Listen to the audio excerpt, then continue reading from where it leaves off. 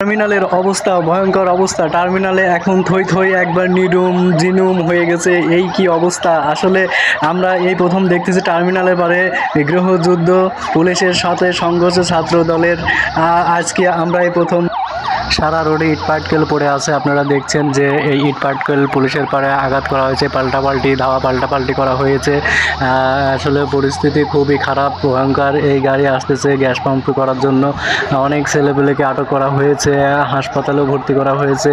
Police ডিবির পার আঘাত করা হয়েছে, তারাও হাসপাতালে ভর্তি হয়ে আছে।